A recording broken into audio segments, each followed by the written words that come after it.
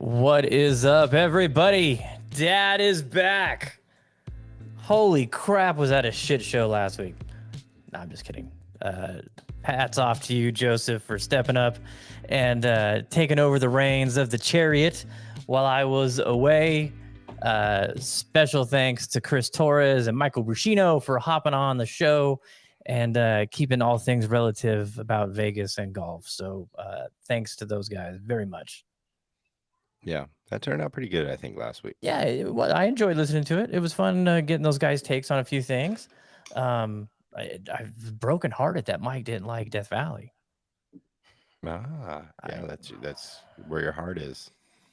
I mean, you just love the fucking heat. It's not a amazing golf course, but it's just such a unique experience. But well, I mean, you gotta understand, like his drives are probably going like 140 out there. He's been playing good lately. I know, but the elevation out there is negative, so yeah, it doesn't affect it that much. It's the wind above the trees and the currents that you can't see. That's so freaking weird about that place, and the grass is just odd. But that's a tale for another day. We got there's a lot of shit, and hey, thanks to everybody that's live with us on YouTube right now.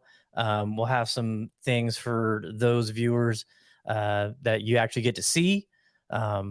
Everybody else will have to wait until this gets pushed out on Wednesday on YouTube. So we got some stuff coming up for that, but I got a whole plethora of shit to talk about tonight. I was in Arizona, down in Tucson and in the Phoenix Valley. Got some things to talk about there. I visited New Level Golf and a place called Putting World. Wow. I had some golf this weekend, and Jeremy and I just had a little discussion about what took place. The mayor was in full effect, and we're talking about that. Joe just got back from a trip to Washington, Chambers, Gold Mountain, Salish Cliffs. What was the white course called? White Ghost? Or White Horse. White Horse.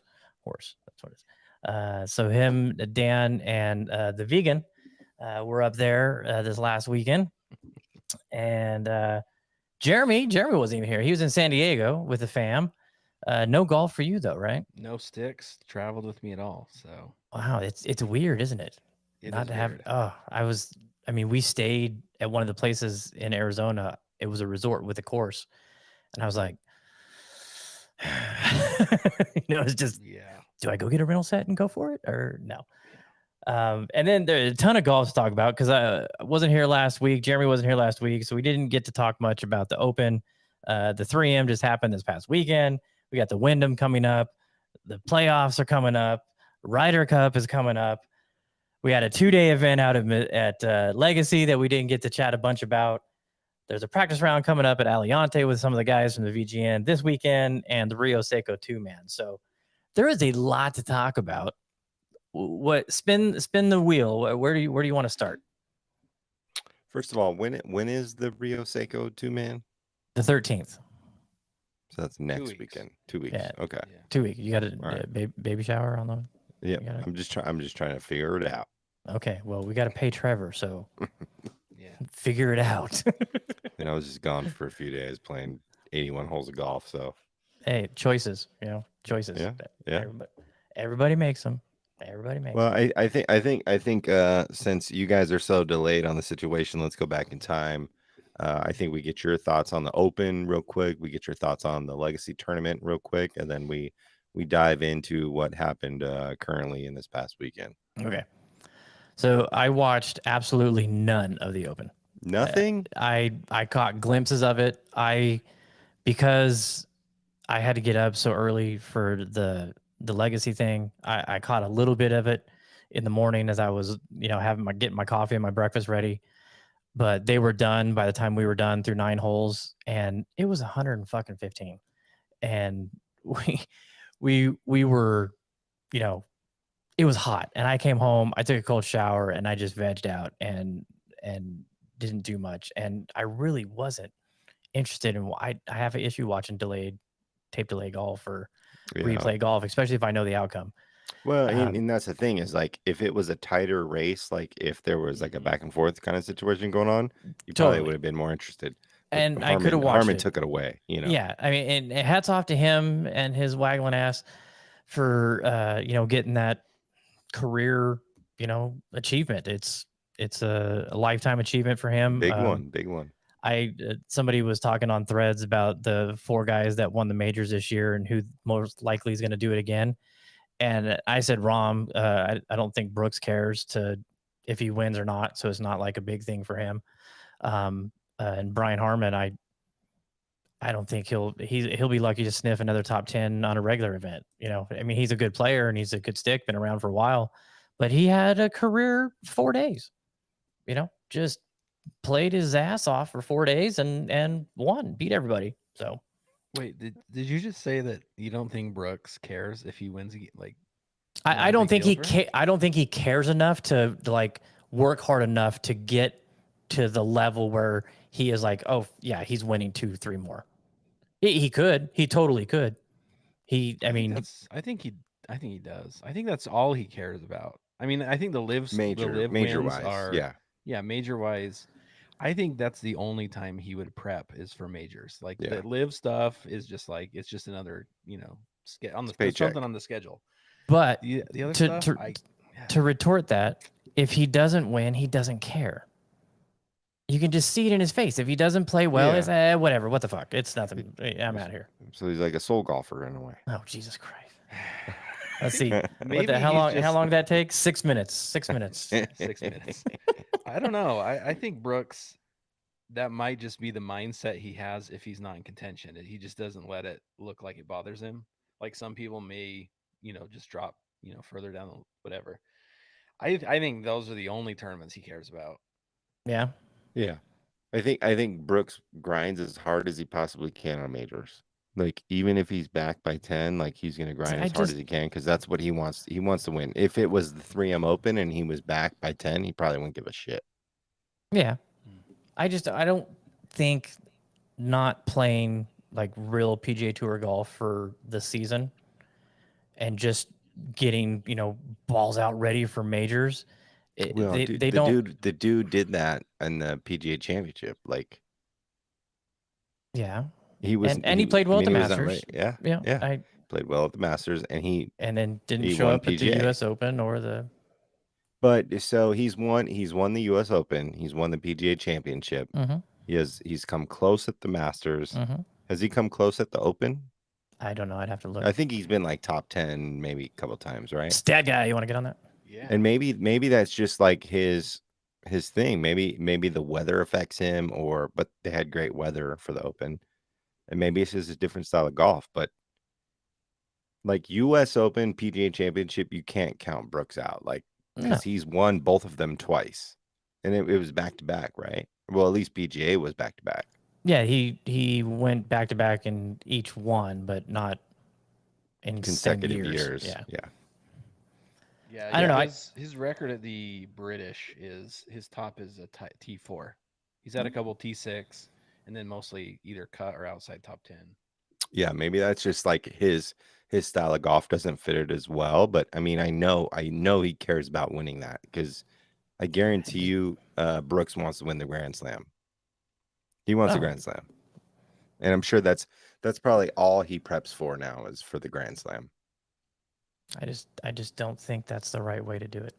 No, of course not. I mean, he's probably pretty lazy if it's not major season, and yeah, it's probably not the right way to do it. But that's what he does. I mean, no doubt that he goes down in the history books as like a back-to-back champion. Like he's cemented in a legacy, and he's trying to. Oh, he's got 5 majors. Legacy. Yeah. He's trying to harden that legacy a little bit more. He's trying to let that cement dry a little harder. So he wants Masters, though. He wants Masters. Yeah, I know he wants the Masters. I just think that if he never wins another major, it's not going to bother him at all. I think he feels like he's a fucking, he's a dog. Like he's a hunter. I feel like in his head, he's good. Like, he knows that he shows up on majors, and that's what he wants for his legacy to be, Welcome to the Brooks Koepka hour. Yeah. Without Brian Harman, though, I mean, Brian Harmon's he's always up there in the leaderboard. It's just the week where he had 4 rounds. He's sneaky. He's Every sneaky. He's part of sneaky, his game was there. He was dude. sneaky. Yeah, he was due for one because I think he's You, played well for so long. He's always there. You just never think about it. hey, if you can putt well, and I mean, and if you can hit fairways, you don't have to bomb it. Mm. You know, the bombers have never like dominated the Open Series. It's guys that hit fairways, hit greens, and can read putts. But I think it's funny. Yeah. It shows you the level of coolness, because I don't see anybody out there flipping 15-year-old TaylorMade airplane putters like they were with the jailbirds. You know, nobody's No, nobody's you don't see rushing that. out and digging through old closets trying to find that stealth bomber that he putts with. Yeah. He's massive. It's so huge. And The size of his head cover must be just disturbing. Oh, you guys would Yeah, lose yeah. your shit if you had to all his We background. would need a Xanax. Me and Jeremy would need Xanax for that one. Yeah. That's too funny. Okay, so the VGN 2-day event out at Legacy. My first question is, and we've talked about this, so I know it, but I want to get your opinion for everybody that's listening. How surprised were you at Legacy? Very pleasantly surprised. Yeah, totally. I mean, the Revere company has had it for a month, and I've already seen improvements. Better grass conditions, better greens. They know the bunkers are trash, and it's going to be work in progress. But I mean, they're going to be set up right for a good overseed, and if they do it, I gotta find out if they do it. I imagine that they're going to. And yeah, that's going to be a great place to play golf again. And Mhm. if you, I don't know if you noticed this, I'm getting the emails because I'm in the, for the VGN stuff, but they're sending out emails like crazy offering the resident rates. I mean, you could play there at 2:00 for $35, Yeah. which is okay. Yeah. I mean, it's one of my favorite routings in town. Back in the 90s, it was just absolutely a legit golf course. Gone through a lot of trouble, in the last decade, and hopefully that they can bring it back and get it just a smidge bit of its glory days. And I think we're going to be fortunate to have that in our neck of the woods. Yeah, I think it looked great, and it was as much as I hated to see like workers out there working on the course while we were playing, I appreciated it. To see and actually, they're putting work in, which we were able to tell while we were playing. Yeah. It looks a world of difference from when we last played it. I think maybe like in January, but they are putting something into it, which I appreciate. So it's yeah, I love Legacy. Legacy is great routing. Mm. It's a good deal for the most part usually, and Well, it I hasn't hope been, but now I it's back to a good deal. yeah, I hope it gets back to where it was, because I like that place. I enjoy playing Legacy 100%. It's so good. Such a fun course to play. Steven Jackson is saying that, he played in a Grant event out there, and he's like, I'm never coming back to this. And then he played, and he was like, dude, this is night and day. Night and day compared to what it was. Yeah, I mean greens could have probably been cut a little bit and rolled, but I thought they they were were a little really slow. good on Sunday. They were better on Sunday for sure, but I think they could have used another roll or another cut or something like that. They were so close to being really, really, really good. Yeah. I mean, they were good. They were better Mhm. than we've seen in years. So, Yep. but it's close, and I love seeing them out there putting the work in. Yeah, it was nice. I was in contention, man. I through 14 holes on day 2, I was tied for the lead, and I had a lip out putt on the par 5 for par. I had a lip out putt on the par 3 for par. That was 2 strokes right there, and then I snap hooked my drive on the 16th hole, and then the strangest thing happened on 18. I hit a great drive. I was 225 out, and I'm like, I gotta go for it. I gotta get something here. And I said, I'm little suspect on the 5 wood right now, And so I said, I'm hitting the hybrid really good. Let's just run this fucker up there and right up that mouth. And I hit it, and it came out kind of lower than I was hoping. And Victor and I were watching it, and it went into the ground, like near the edge of the lake, and we never saw it again. It didn't bounce. Birds didn't fly up, ducks, geese, nothing moved. It just disappeared into a vortex. And yeah. It was dissolved by the pink sprinkler water. I was so upset that that dropped me, that taking that penalty. And so I played really well for let's see, what was that, 36 or 32 holes. I played really well for 31 holes, and then the last four 32 and last four I shit the bed. So but congrats to our winners out there. Let's see, Jeremy Bellflower got his first W in the VGN in the Diamonds division, so congrats to him. See, Alessandro got his first win in the Spades. Great dude. He was so happy that he won, and I was glad that he came out there. Luckily, the Grant canceled the event he was scheduled to play in, so he was able to come out and made a day of it for him. Let's see who won in the hearts. Was Brad Mark got his first win. Congrats to Brad for that. I watched him play. He was on fire. He Yeah, was I'm just so like happy for parring, him. A lot of pars. Yeah, good dude. He's a good guy. And Chaz Glosson, who has not been playing really good golf at all, has found something. And his last couple rounds, he's played really well. And you get 20 something strokes and you play decent, you're going to win a lot of tournaments in the clubs division. So congrats to those guys. Our next event is out at Aliante on the 19th. Setting the rundown, we got practice round out there this Saturday. There's 12 of us that are going out there just to check it out and see what it's like. So I will have a report next week for that. So that covers that. And the practice round. Okay. So you want me to go first, Joe, or you want to go? Go ahead and go. All right. You haven't been here in 2 weeks, so Yeah, go ahead. Hang on, let me get a little parched already. Okay, Let me start off real quick. Okay, yeah, please. So I went to Legoland for 2 days.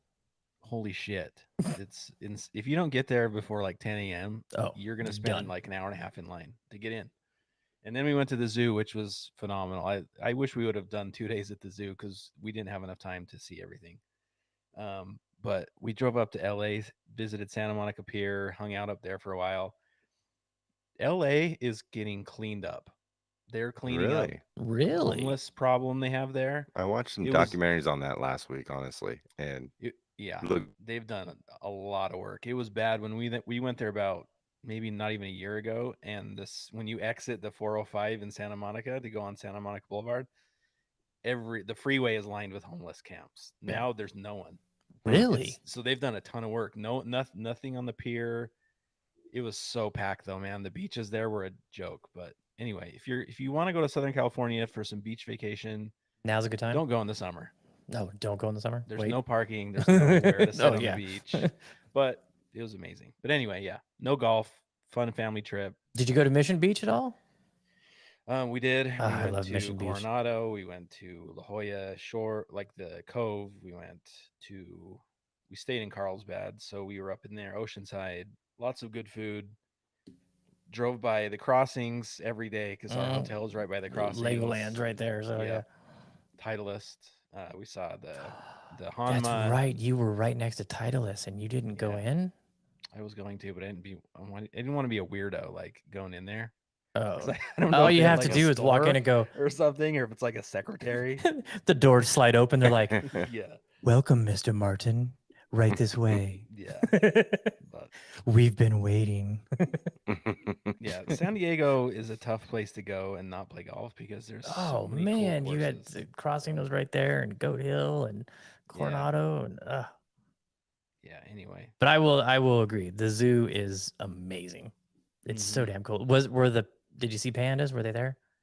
They sent the pandas back to China, unfortunately, but they did have red pandas, and the koalas had just had babies. And so did you see the panda like exhibit where they're at. Mm-hmm. Did you see how, since there was nobody there, it was empty? So did you see how long the line can be? Oh yeah. So we were there. We went in. This was a while ago, but we went in August. Great time to go. Super hot. Smells amazing, but there's nobody there. So that's why we did it. Mhm. And the pandas were there, and so there was like maybe 10 people before you got around to the glass where you could see them. And so we go in, and there's just this panda's ass up in a tree. Yep. Didn't move, didn't do nothing. And I looked at Eric and I said, could you imagine waiting 2.5 hours in line to look at a panda's ass? Crazy. Oh yeah. Speaking of asses, Oh, so of course we had to visit the baboons, and it was our last one. They're like, we have to see the baboons. Okay, we're walking clear back across the zoo to see the baboons. Zevy's never seen a baboon. As soon as we walk up, why is his ass pink?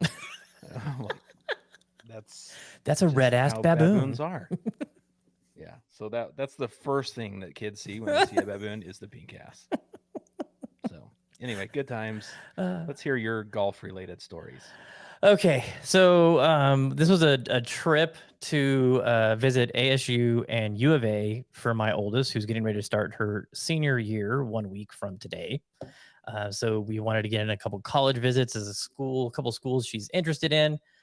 So went down there and did some tours. I will say, I hope there's not a lot of people from Tucson listening. I don't like that place. Not the school. The campus was amazing. The people we met there were amazing. Their facilities are outstanding. But Tucson is like, ugh. I did not like it at all. And I'll just leave it at that.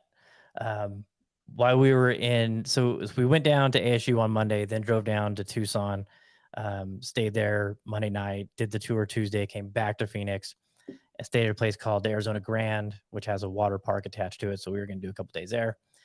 And we got back, and I said, hey, I'm going to go up and visit Doc at New Level because they're in a new spot.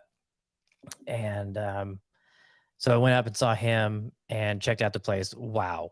Unbelievable facility they have. So the sports management company that is a part of True and New Level and True Linkswear, it's all in one facility. There's a True showroom where they have all the shoes on display. There's a display of all the New Level irons. I posted some pictures on this right here. Yeah, on my so-called golf life on Instagram. So go check that out if you want to see what little video clips. They have a huge build shop in the back for New Level. They have a simulator, a big putting green. Then they have a workout room where they have a lot of the players that True represents and the sports management company. I'm drawing a blank on their name right now. I'm terrible and Road, and I apologize. But they come in and they work out. They have a workout facility. They got massage tables. They got another simulator, another putting green. All you name the workout equipment, they got it there for them. There's physios on site, and then the management offices for True, South, New Level are all right there. So got a tour of the place. Got to walk around, check it out. It's an amazing facility compared to where they were. Oh my goodness, complete upgrade for them. Got a peek at a couple new clubs that are coming out that I'm not allowed to talk about, but very happy for them and can't wait to see what comes out this fall.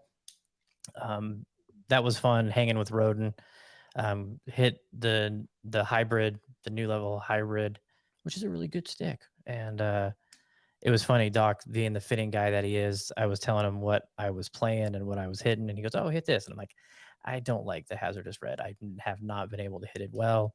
He's like, "Oh, I got a Ventus in this one." I said, "Okay." So I hit it a couple times. He's like, humor me, hit this. And of course, I freaking smoked it. And I'm like, God damn it, I hate you. So did that you order the shaft already? no, I wouldn't allow myself. Believe me, I want to, but I'm not gonna do it because I'm sure I could find one in the resale bin at PGA Superstore for dirt cheap. All right, so that was New Level. If you're in the Phoenix Scottsdale area, go check it out. I mean, it's an amazing facility, and New Level is doing some really good things. excited that I have them in my bag. And then we stayed the final night. We stayed all the way in Happy Valley, which is almost near Anthem, very, very, very north end of the valley. It's almost out of the valley pretty much. But on the way there, I stopped by Putting World, which is just across the street from TPC Scottsdale. And I had seen a couple videos on their Instagram, and I'm like, man, that place looks really cool. It's unbelievable. I mean, I was blown away. And, you know, it kind of takes a lot to make me go, holy crap, you know. But you walk in and they've got a full retail spot to the left. There's like a maitre d there that greets you and asks you, you know, what are you here for? Had your first time? What are you looking for? But the retail space, tons of different apparel options, and they got a ton of head covers. They got some Bed and Artie ones boxed up, and they got that whole wall of covers. They got their brand and Travis Matthew, and I mean, it's a really great setup for retail. They have an 18-hole putting course, and it's like legit putting greens. It's not, you know, putt with pavers, you know, separating to and glow in the dark paint. It's a legit putting course. There's no volcano holes. There's no windmills. It's pretty freaking special. They got lasers that come down from the ceiling for where you can tee it off. They've got a digital display of the hole on a little kiosk. There's also a bar. There's also a restaurant. There's also 3 fitting studios. There's also some event space. They have like a 60-foot putt that's completely flat that they call it the speed zone. They have the private area upstairs. They have lockers. You can get your name on a locker and keep your putter in your locker. It's not cheap. It's $30, but you get all day. You can play all day. I'm sure they have memberships too, right? Oh yeah. But you know, I wasn't going to drop $120 to have 3 people that don't give a shit about golf come play this amazing place and taint it. So I said, thanks, I'll be back, and chatted with a couple guys, and they are definitely looking to expand to Vegas. But I mean, it's like a Savers size store. I mean, it's, you know, in our shopping malls out here, it's a big fucking place. It's huge. You know, you think like 5-iron is tiny. Like 5-iron, our 5-iron here in Vegas is like half of it would have been their retail space. You know, it's a great facility. They're spending a ton of money, but it's pretty fucking legit. So again, Phoenix people, go check that place out. It's amazing. All right, that's my Arizona trip. It was hot. It was 118 degrees down there. And in Tucson, it doesn't feel like it's 118, but Phoenix, it feels like 118. It's weird. Was it humid down there? Nah, a little, not much. Not much. We've got a major like monsoon thing set over Mexico that was like San Diego was like 80% humidity. Ooh. And it was like 90 degrees. Well, that's next to the ocean. I've never felt that there before. It was super weird. So I was just wondering if Arizona got that. But all right, Joe, I am ready to hear this. I've seen the videos, I've seen the pictures. We've read the book. Ready for this. So let's start from the top. Let's start first off. Let's hear Bob's story first. Let's start with how many times Bob lost his shit because they did not have a vegan option. No vegan option. The vegan options were everywhere. Yeah. Wow. Yeah, Bob found his happy place. We were in Washington. In vegan country. Yeah, we were in vegan country. So start from the top. I set my alarm for 4:15 the night before. No, I'm not going to start there. All right. So yeah, there's a reel about that. Yeah, we landed. So me and Dan flew out. Bob flew on a different flight because he didn't know where he was going to be. But it took forever for Bob to get his fucking bags. So that was one boiling point potentially for Bob. And thankfully, when I saw it rising into like the 85% of boiling point, clubs popped out of the oversized baggage drop. So they came out. and then it was a whole nother thing for the rental car and all that. We had to go to offsite, and the line was long and blah blah blah. So it took a long time for us to get out of the SeaTac airport. But the first stop was a Viva vegan restaurant. So Bob forced us. I don't want to say forced, but me and Dan are obviously not vegan. So the first spot we hit for food was a vegan restaurant. That's And I was hilarious. like, I don't know if I could do this. I don't know if I could do it. But the Sounds like vegan payback for nachos, Georgia. yeah, totally payback for Georgia. Um, Dan got some sort of garbanzo bean meatball club sandwich thing. And it was decent, but I got some nachos. They were pretty good. But first stop was obviously Chambers Bay. We had a tee time at 3:36 p.m. What was really crazy is right off the bat. So when I booked the tee time, it was $280 per player. We walked out of there, or we paid, and they're like 330 or whatever it was, and we're like, "The fuck?" So we're walking out. I'm like, "I swear it was 280." So I'm like, I look up my email, like, yeah, 280, and then I pull out my receipt. It was $50 in tax What? on two. It was $330, and $48 of that was tax. Was that a fun tax? No, I don't know what it was, because I didn't notice that tax on other courses that we played. It just It's a $50. former quarry tax. Yeah, I mean, potentially, but $50 tax on a $280 golf round is pretty fucking wild. That's steep. That's, I don't know what we were trying to do the math, but anyway, we rolled up. Chambers is a very, very, very tough walk. It's very steep. It's a rough one. I looked it up today because I was going through my app, my iPhone, and seeing my health data and all that. It's I found an article where it said from 2015, where it was about I think it was like Hendrik Stenson or somebody saying how brutal of a walk it was, and they mentioned it's 10 miles, which I looked at my health data, and it's somewhere around there. It's like 8.5 to 10 miles walk. It's pretty fucking brutal. And so I just want to give a shout out to uh on Instagram. I don't remember his name, but BG Hansen, the Yep. guy we met out of, yeah. He does it every He's year. yeah, he's done the Chamber Solstice. Like, to do that 4 rounds in one day, that is tough, dude. That's 40 miles. Wow. And his pops does it with him too, right? Yeah, it's a really Troopers. brutal walk. Really, really brutal walk. But Is there a ton of Chambers, space between like greens and tees? it's not too bad. I mean, yeah, there's a few walks that there was a few walks that really got us. Like 8 to 9 was pretty brutal, and then 12 to 13 is when I really, like, I was like, holy shit, this is rough. But the only, like, Chambers was awesome, right? Like, great course, US Open course. I don't think the US Open's ever going to go back there. Oh yeah, they are. They're not in the books. Are you sure? I swear I saw it. I looked it up. They're not in the books. I think USGA, like, junior something's going there, and then something else is going there, like the amateur or something like that. But with all the, back Chambers in the Bay. day, Oh, that's 2015. yeah, a Let's lot of hostility from the players. Gary Player calling them broccoli greens and all that shit, which the greens weren't the greatest. A lot of skipping, but I feel like that's the way it was meant to be out there.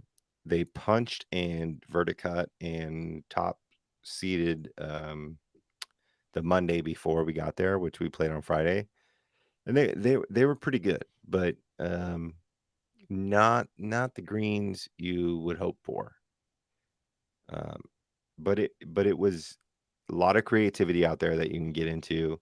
The greens had a lot of movement. Playing previous Robert Trent Jones courses, it was different from that I've played. I didn't expect that to be like a Robert Trent Jones course, but my only really, like, gripe about Chambers Bay, and it's like, I loved it, right? But there was quite a few times where I felt like I was playing the same tee shot. Oh, You know, like it Bally hide you. yeah. So there, I think there was like at least 4 holes where there's bunkers on the right. It's a dog leg to the right. You got to cover the bunkers if you want the best line, and there's at least 4 holes out there like that. That was my biggest gripe. The back nine is a lot better than the front nine, in my opinion. Probably the greatest hole that we played during the whole trip was number 10. Like number 10 took my breath away. It was great. It wasn't along the water or anything like that, but it has like on the right hand side of the fairway and green, there's a dune, kind of medium sized, and then on the left side it's higher. And the way it like frames the hole is really sick. And we got trains on 15, 16. Yeah, it was cool. There was a lot of trains coming through, and I asked we had a single with us, and his caddy, he's been out there a few times. He just started recently, but I asked him, I was like, how many times does the train come by? He's like, some days it never comes by, some days it's like once, twice, sometimes it's 15. So I heard at least 10 trains come by during that Wow. round, which was really cool. And all I wanted was a train to come by on 15 and 16, and we got it. Like that was I wanted to see that, and that's what we got. So that was awesome. But Did you get to train at Winter Park when you played? yeah, it came by actually on what hole is that? It's like Whatever it is. 7, I think it is. Yeah, it's like 6 or 7. 7. Yeah, because it goes 7, 8. Yeah, yeah, Yeah. yeah. 7 and 8, I think. I think we got on 7 on our tee shot. So, I mean, I've gotten really lucky with trains, so thankfully. But Chambers Bay, I was like, well, these guys thought I was gonna cry on the course. I was like, it's not happening here. Like, I'm not gonna cry. I'm not crying on Chambers. It's different, man. Like, so a lot of people compare it to Bandon, and it is similar in a way, but it just does not have that. It's one course. It doesn't have that persona, that experience. You know, it's a little bit different in a way, but it was sick. Like I totally would love to play it again, knowing it, because there's a lot of creativity you can have out there, a lot of spots that you can hit it. Um, but my biggest gripe about it being a U.S. Open course and really, really wanting to love that place a lot, I felt like I played the same hole a couple times, and I, you know, that kind of sucks when you feel like you played the same hole a couple times. But Did other you than that, drive? Did you it was drive great. the hole on the green on number 12? On number 12, no, I did not. Well, I think I was on the the frontest edge of that you can get. I think it was like right on the edge, That on the green was fringe. That crazy. And we got a really, really nasty pin on that one. It was like the bowl was on the left. It was like on the top, like mid tier, kind of Mm. right before the bowl. And Bob hit a great one up there. We literally thought it was in the hole. He hit a great one, and it died in that bowl. You know, the bowl on the left Yep. Yeah. hand side. He hit the top hill, and it probably came down and came back behind mine. So on that one, my tee shot went further than Bob's by 8 inches.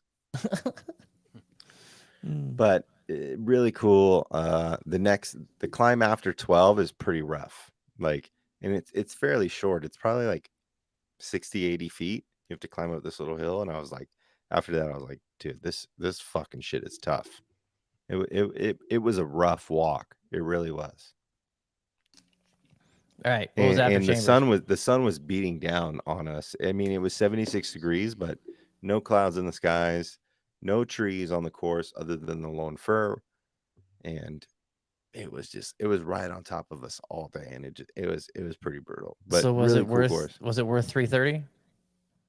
to play U.S. Open course. 100%. We were on the JST. You know, that's what we were calling it, the Jordan Speed Tour Oh, JST. jeez. Because the next course that we played the next morning was Gold Mountain, which was where I think it was Jordan Spieth's first win with Greller out at Gold Mountain, where he won the U.S. Amateurs, something like that, one of those tournaments. But yeah, we were on the JST. It was worth it. I mean, if you're gonna spend around $300 for a U.S. Open course, I mean, they played the U.S. Open there. Like Tiger walked those Mhm. grounds. DJ 3 put it on 18. You can't get that at Shadow Creek. Spending $1,000. I think it's pretty cool. But finishing up on Chambers, that 18th hole bunker, that little bunker in the middle, that death bunker is fucking crazy. It's probably 20 feet deep. I'm exaggerating probably a few feet, but it's in the middle of the fairway where those long hitters are probably going to drive it, and it's very easy to get in there. That shit is fucking brutal. It's deep as fuck, and there's nothing you can do. You have to like lob wedge it out of there and advance it Mm. 5 feet maybe. It's insane. Wow. Yeah, James was telling me that they can stretch that course out to almost 8,000 yards. Yeah, and they have the tees moved up quite a bit. Um, Bob wanted to play from the back, and then we were going, and because a lot of the U.S. Open tees are kind of hidden. They're like tucked behind like Yeah. dunes and stuff like that, and you don't even really see them. So there was a couple where we teed off from the tee behind it, but there was even a tee further back. They can stretch that shit out for sure. Yeah, it's crazy. And at sea level too. Yeah, yeah, it was cool though. If I recommend playing it 100%. Totally. If you're in the area, go play it. And if you want to take a golf trip, go play it. It's right there. There's a lot of great golf up there. Like if you're up there, don't skip it. I mean, it's a US Open course. It's something that it's Unless different you're from on a anything else up there too. unless you're on a Like, family national park tour and don't have golf clubs to yeah, play. but I'm sure they got rentals. One thing that was really, really upset us was the pro shop was lacking pretty hard. We didn't buy. None of us bought anything from a pro shop. I think Bob Really? bought it. I think Bob bought one T-shirt You from didn't buy Chambers golf Bay. balls? I bought logo balls, yeah. Okay. But Bob was because Chambers Bay has the lone fir. It's the one tree on the golf course. Bob was picking up the T-shirt because we were all looking for stuff, like wanting to buy something, and it was kind of lackluster. But they did have some new era new era fitteds, which if you listen to the podcast, you know that I think every golf course should have new era fitteds. They had them there.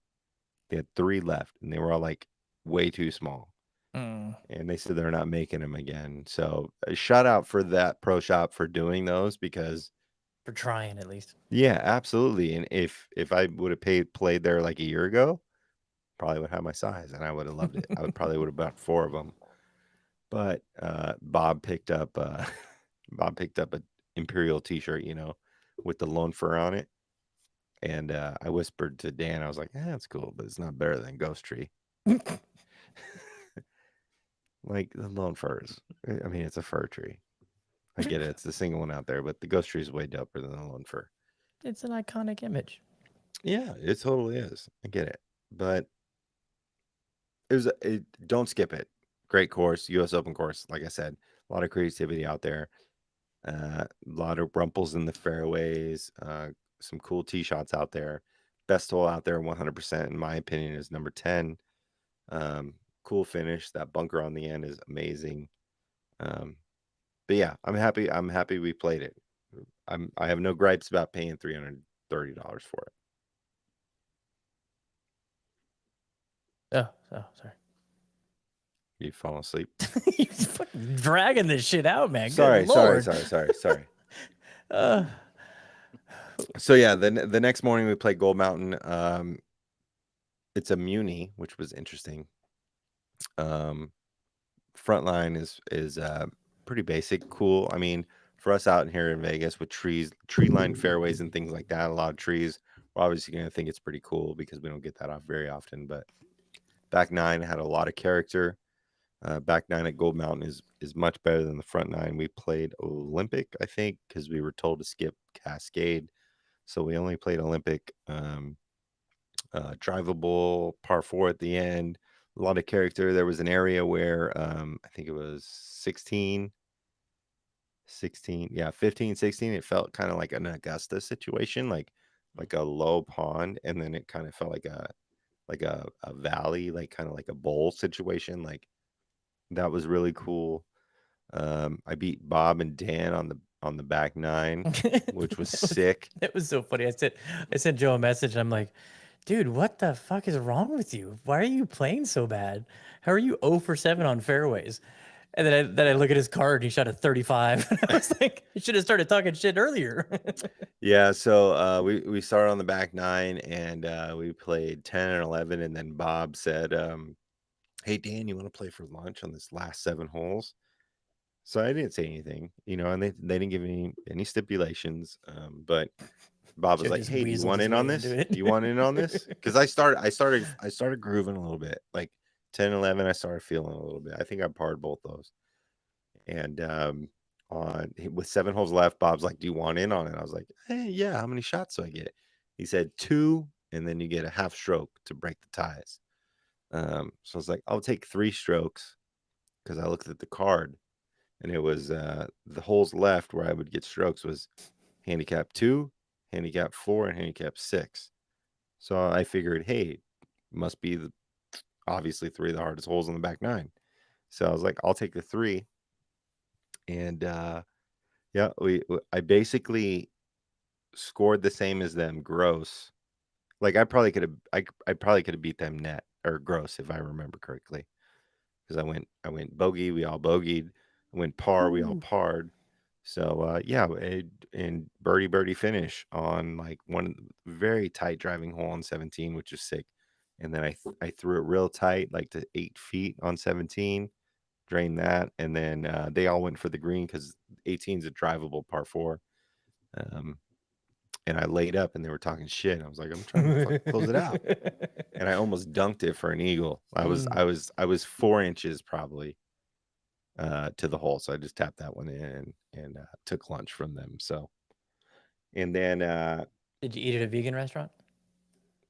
no, but I don't remember what we ate after that. But Trey kept talking about these onion rings out of Gold Mountain. Like he's told me about them for months. He's like, you got to go get the onion rings. When we're playing, he texted me. He's like, make sure you get the onion rings. And none of us really wanted onion rings after the round. Like nobody. Well, I was like, Bob's saying like, do you want fucking? You're not sitting next to me in the car if you're gonna eat onion rings. So I'm like, I don't really fucking want them, but like, I feel like we need to do this for Trey, like, because Trey's upset if we're up here and we don't get the onion rings. So Dan's like, well, let's just get onion rings. We'll split them. I'm like, I don't really want onion rings right now though, but I truly believe in Trey's culinary decisions. So we ended up going in, grabbing a beer, getting onion rings to go. We sat down, and Joe ate 3 pounds of salty mozzarella sticks. And we'll get to that. We're not there yet, Dan. But so we got the onion rings, and they were really good onion rings. No doubt about that. Like, I have texted my friend 87 times to eat the onion rings. I don't know, maybe a couple. But I think it all lies in the sauce. I think it lies in the sauce that they give you with it. So they were really good, though. Did I want to eat them? Not necessarily, but did I eat them? Yes. And were they good? Yes. all right. So, We got to know about this 3 pounds of salty mozzarella sticks. all right. So where are we at? We're at Gold Mountain. So after Gold Yeah. Mountain, White Horse. we have to go find another fucking vegan restaurant, right? So we got an hour drive to White Horse. So about 15 minutes away from White Horse. This was really cool. This was a really cool stop. So we go to Polesbo. Have you ever heard of Polesbo, Washington? Yeah, I think we drove through it. It's like the Viking town. It's really cool. Is that So where it's like White Horse is? it's like 15, 20 minutes away from there. Okay. But it's like where the Vikings like came or some shit, and they forced the Indians out or whatever to go to build their casino, whatever the situation was. But so we go to Smokin' Jay's vegan 100% plant-based burgers, and Dan's like ready for it because he hears burgers, and He thinks that we're going to get burgers. So we show up there and I'm like, dude, you understand these are all vegan burgers. He's like, are you sure all of them are? It said the sign says 100% plant based. We're not getting any meat in this place. So me and Dan went to the next one, and it was like it was called the Kraken Bronze, whatever, Kraken, whatever, the Bronze Kraken. Had some beers. Dan got his food. Bob brought his food over, and I got some wonton wrapped mozzarella sticks. I did not eat 3 pounds of salty mozzarella, but I took a couple bites and they were too salty, and I bit my lip the other day, and Mm. they were hella salty, so Mm. I couldn't eat them. Um, but yeah, it was a really cool spot. I'm glad that that spot was there for Bob to take us to because it was a cool little town. I don't think we would have saw it any other way if there wasn't a Vegan restaurant there. plant. Yeah, I don't think we would have stopped there. We hit up, we grabbed some things for Theo and Katie, and there was a little bakery there, which had a line out the door. So grabbed some cinnamon rolls and a vegan strudel for Bobby. And then after that, we went up to White Horse, which is another. Well, that's the first one of the thing, but Indian reservation, like casino ran golf course, designed by Cynthia Dye, niece of Pete Dye Design Golf Mm. Course. Really cool spot. Like the woods at this course were a little bit thicker. Like if you hit your ball out, you're not finding it. It's gone. The most interesting greens that we found up to this point, like I'll tell you at the end what my favorite things were or my favorite course was, but really cool. Like this, when you're on a golf trip, to me, like I think the second 18 of the day is like blast your music, have some drinks, enjoy yourself, and that's like how we did at the preserve when you made your hole in one out at Reynolds. Like we were playing music, we were drinking. Yep. It was the second round of the day. Like we're not fresh out of bed, and it was just a really good time. And that's how I felt White Horse was. I don't remember a shit ton of that golf course, but I remember I enjoyed it and I had a lot of fun. Um, like we were bumping music and I was drinking, so um but cool routing, interesting greens. They took out like 150 bunkers out of, or no, it's not 150 bunkers. That's the guy at Chambers that told us that. They took out 4 dozen bunkers, so 48 bunkers. It used to be much harder, but a lot of people started complaining about it because it was too hard. Yeah. So they took out 50 bunkers, and it was still pretty hard. Like it's pretty tight driving wise, and the greens are tough. Greens were in great shape. Best greens we played the entire trip. 100%. A lot of Nice. movement, some Biarritz out there. Um, but it was fun, and it's kind of a theme, right? Like the Indian reservations, like they know how to do golf, like, and they do it right, like just like Paiute, like Yeah, White they Horse. they run the Doak course in Globe though. So Well, like Salish Cliffs, which I'll get into on the next one, but um, that was a really fun one. I enjoyed White Horse a shit ton. After White Horse, we went back home, grabbed Bobby some fucking cauliflower or whatever it was, and then we ordered some Papa John's. So the next morning we had an early one, and we had an hour drive out to Salish Cliffs, which is another Indian reservation golf course. And Salish Cliffs was sick. It was out in Olympia, outside Olympia, northwest, roughly from Olympia, and fucking socks off. Like it was Shadow Creek. It was, if it was in this city, it'd be $1,000 golf course, no question. wow. Really well maintained. The front nine, they redid all the bunkers. Like they looked white as Augusta. Back nine is still being worked on. We saw some on number nine where they epoxied the gravel in under the sand and the drainage, and like they're doing it right out there. It was really sick. Um, that was my favorite. I think Dan agreed with me. Salish Cliffs with a little more interesting greens like White Horse, no brainer. Like that's as good as it gets. Um, Really, really cool spot. And we finished 18, and then we were sitting there returning our cart, and we're like, what did we want to do? Should we find another golf course? We check out a replay, and the cart barn dude, he's like, you guys trying to go back out? What are you trying to do? Like, what do you get? Because we were sitting there for a few minutes. We're like, well, we're trying to do a replay, or we're trying to go somewhere else. And he's like, I don't think I stacked today, guys. So I don't think you're gonna get out until like 1:20, which our flights didn't allow. So he went in, checked on the time. He's like, hey, he came back. He's like, hey, we can get you out right now on the back nine. We're not gonna charge you, but if you want to go ahead. Oh, sick. So of course you can't say no to free golf at Salish No. Cliffs. Like place is sick, super sick. If you're in the area, do not skip. Just go to Salish Cliffs if you're in the area. No doubt in my mind, you will enjoy it. But so after I think we played 10, 11, then 12, then started talking about my feet were getting a little soggy. So Bob's like, let's just do it. Talking about going barefoot. So we went Barefoot barefoot. golf. Yeah, we went barefoot back 6, and that was a lot of fun. It was good. So you say Salish, then Chambers. So for me, yeah, it would be like as good as it gets is Salish with white horse greens. I know that's not really like a thing. fucking a scale that you can do, but that would be including Chambers. Like that would be what I would want to do is Salish with white horse greens. Including Chambers, that's really tough because you can be really creative at Chambers, but that walk is really fucking hard, and that them having the holes that really look really similar to the eye was tough.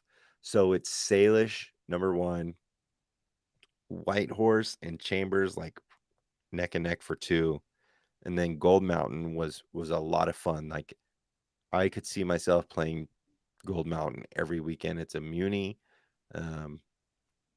but it's like if that's $80, like, and none of these courses like Salish, if that's $100, 100% worth it. Chambers to do one time, $330. Yes, that's All right, so maybe. I got a question for you. Yeah. So if Chambers wasn't a U.S. Open course, Yeah.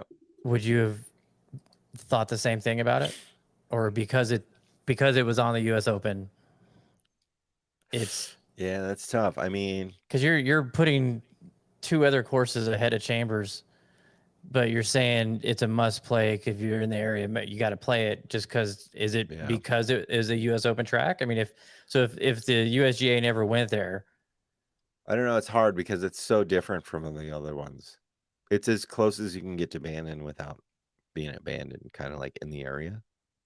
Like it's as close as you're gonna get to like rough and tumble, like baked out, rippled fairways, creative greens in the area that you're gonna get. You know what I'm saying? So it's a different style of golf from everything that we played. okay, I'll try and ask a question again. Yeah. If the U.S. Open never went to Chambers, would you pay $300 to play it? Yeah. Yeah, probably. Yeah. Yeah. Okay. I mean, I always wanted to know. well, is Bannon worth $300? Yes. So Chambers is very close to Bandon. It's similar. It's got a different vibe to it. Same kind of flavor to it.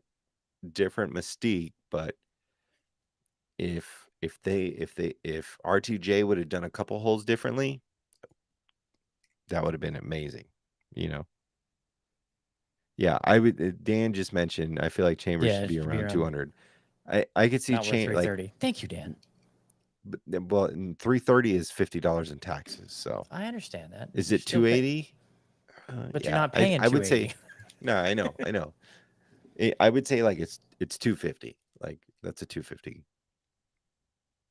But it's if 4 of those holes were just a little bit different, like that didn't seem the same. Number 10, and then if you listen to what I said earlier, number 10 at Chambers was the greatest hole he played all week. That hole was Almost 16 abandoned. Almost. Almost tears, huh? If that was on the water, that would have been 16 abandoned. Like it was Wow. a amazing hole. Wow. Number 10 at Chambers was so sick. All right. Let's give everybody a break from Washington golf and talk about the smoky skies in the Vegas Valley.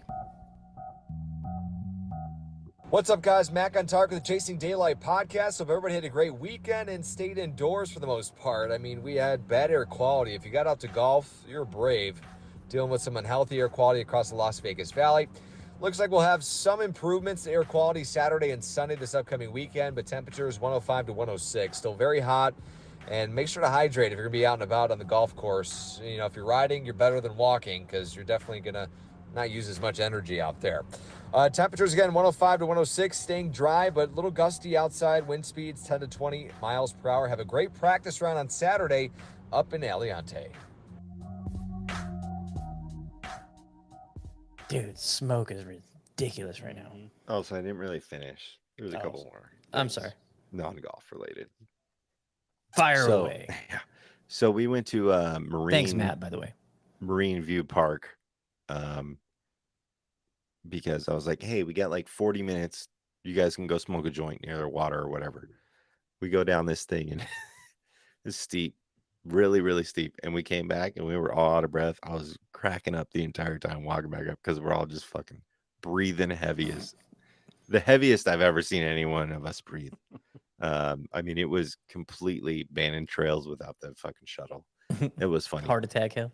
And then Bob almost drove us onto the tarmac at SeaTac because I told him I was like right at the light, and he just keeps going through the light, and he's like powering through Bobby NASCAR. Did you ride shotgun? I did ride shotgun. Oh, Dan, you're so smart.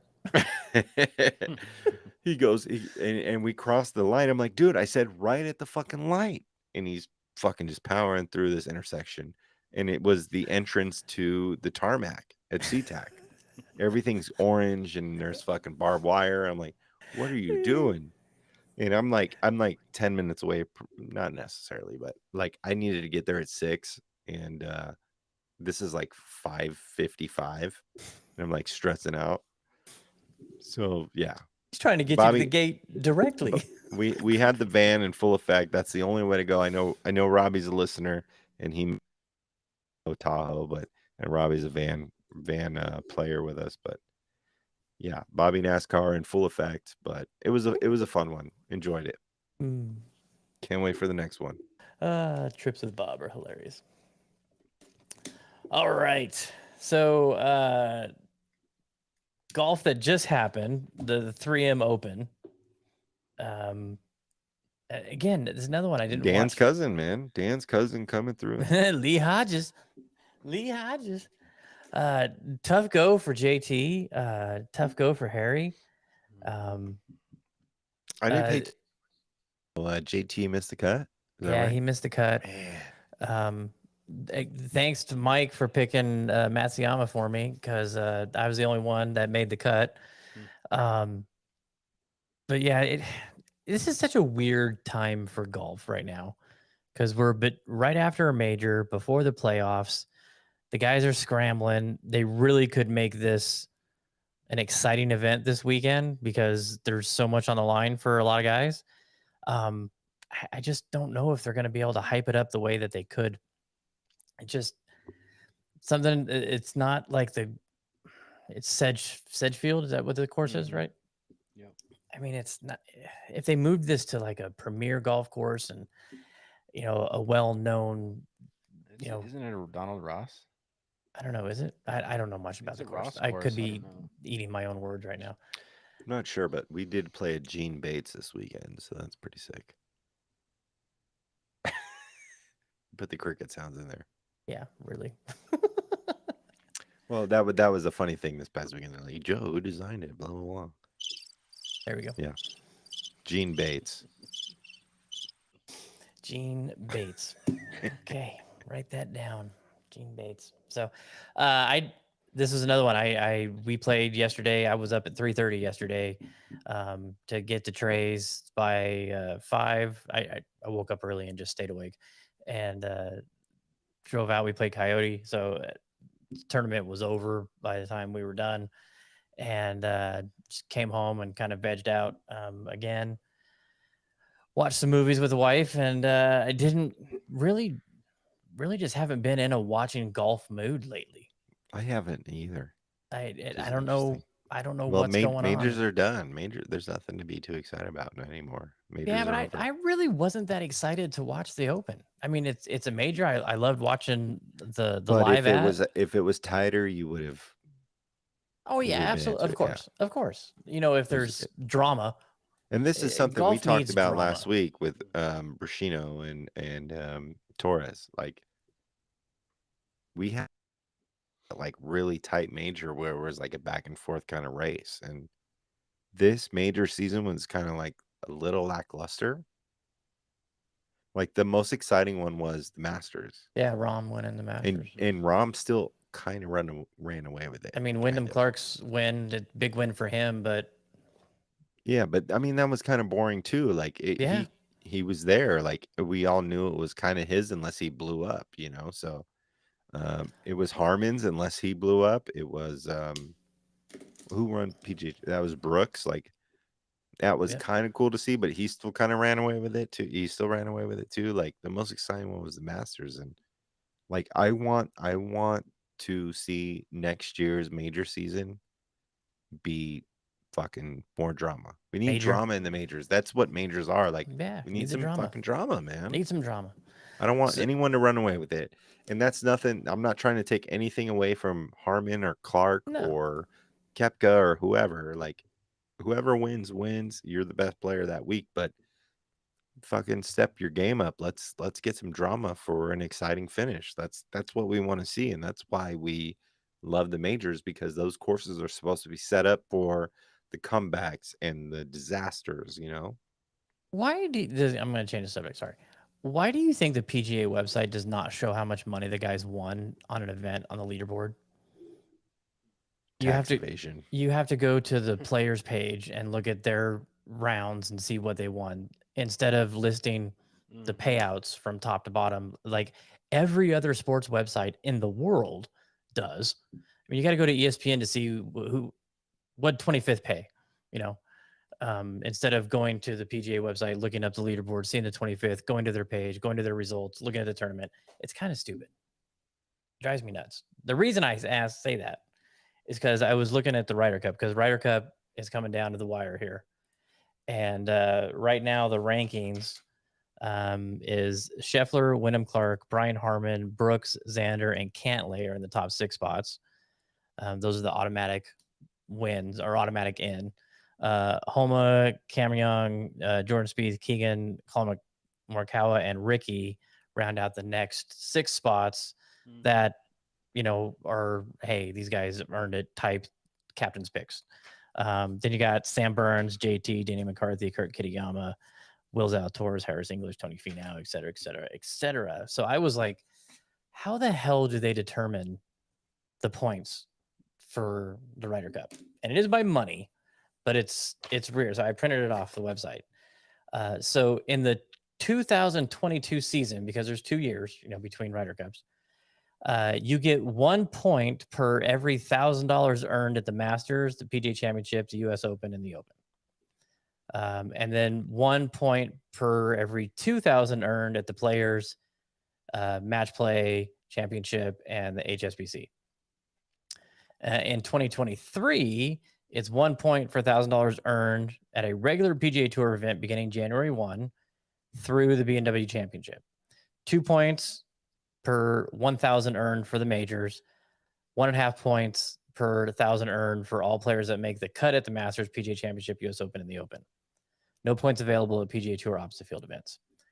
So it's heavy on what happens this year. And I get that because you want guys that are playing well. But, I mean, Wyndham Clark and Brian Harman are 2 and 3. Yeah. And that's just, it doesn't seem right to me. It doesn't seem right to me. and it's Yeah. very heavy on what they've done this year. Well, this goes back to Eric's prediction that the U.S. is going to get whooped. Yeah, it's out there. It's very possible. Yeah. I mean, But Brooks Koepka's fourth. yeah. That's only based on his major outings and the events he played. No, because he doesn't get any points for any PGA Tour events Yep. last year. So he is in fourth place based on the 4 majors I mean, this year. Does that seem right? the majors are heavily weighted. That's what legacies are built off of, and that's what they're the strongest fields you're going to I get. understand that, but is that how you pick a Ryder Cup team? That's how they do it. Yeah. So that's how you pick it. Is I'm it not right? saying I don't that's- know. That's what I'm asking. Is I know. this the right way to pick a Ryder Cup team? It's funny because like golf is it's such a fluctuation. It's very hard to determine. So I did a little spreadsheet crunching. Of course you did. Scotty Scheffler. Dad is home. Dad is back. Welcome to the office. Scotty Scheffler, he didn't make the cut at the 2022 PGA Championship. Everything else he has. If you just count those 7 events, he's in third place. So is he in Ryder But Cup? I mean, it's yeah, of course he is. He's the number 1 seed. Yeah. He's 12, almost twice as Yeah. many points as the second. Yeah, Wyndham Clark could double his, and he would only have a 1,000-point lead. And that's because he's played so well this year. He's won a shit ton of money. He's what, 40 million this year. I don't know. It seems like, there's nobody else that has really stood out this season aside from Scotty and some of the European players that are on the other side. But it just doesn't seem right that Ricky Fowler, who's having a breakout year, is 12th, but Wyndham Clark is second. Will Zalatoris is on this list at 17. And that's only based on last year's majors because he hasn't played this year. Yeah.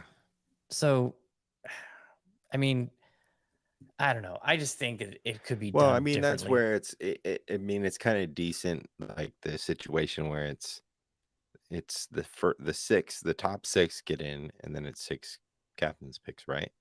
Yes. So there's at least some some availability to like move players around to you think fits with the team. Absolutely. Or who's ever in a like hot streak. So, but yeah, and it's the same situation for the European team, correct?